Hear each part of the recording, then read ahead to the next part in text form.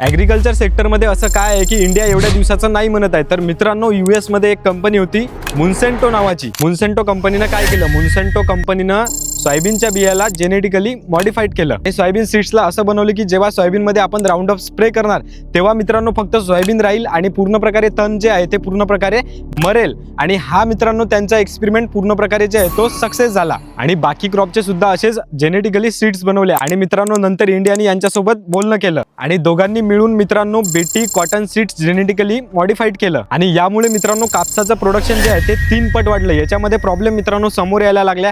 जे शेतकरी normal seeds कॉटनचे जे आहे ते वापरायचे ते मित्रांनो कॉम्पिटिशन मधून बाहेर होऊन गेले. कारण की मित्रांनो जेनेटिकली मॉडिफाईड सीड्स कमी पैशात जास्त उत्पन्न घेत होते. आणि जो आपला फायद्याचा हिस्सा होता तो मित्रांनो ही US ची मुन्सेंटो नावाची कंपनी पूर्ण प्रकारे घेऊन जात होती. आणि मित्रांनो या सीड्सला जे आहे ते स्टोरेज पण करता येत नव्हतं. दरवर्षी नवीन सीड्स मित्रांनो विकत घ्यायचं काम पडायचं. अशा मित्रांनो अनेक प्रॉब्लेम होत्या. खूप साऱ्या कंट्रीजमध्ये हे सीड्स मित्रांनो हेल्थसाठी बॅन आहे. जर आपण GM सीड्स जास्त यूज केले तर इंडियाला क्रॉप एक्सपोर्ट करायला सुद्धा प्रॉब्लेम येत होते. US मध्ये ॲडव्हान्स लेवलची मित्रांनो खते औषधे टाकल्या जातात आणि ॲडव्हान्स लेवलची जी टेक्नॉलॉजी आहे आणि मशिनरी जी आहे ती शेतामध्ये यूज केल्या जाते. आणि त्यांची गव्हर्नमेंट त्यांना बिलियन्स ऑफ डॉलर्सनी जी आहे ती सबसिडी सुद्धा देते. जे की मित्रांनो USच्या शेतकऱ्याची क्रॉप प्रोड्यूस कॉस्टिंग जी असते ती इंडियाच्या शेतकऱ्याच्या मानाने खूप जास्त कमी असते. US मधून इम्पोर्ट करण्यासाठी जे आपले लोकल फार्मर्स आहेत इंडियाचे ते कॉम्पिटिशनमध्ये मित्रांनो टिकूच शकत नाहीत. एवढे सारे रिझन आहेत मित्रांनो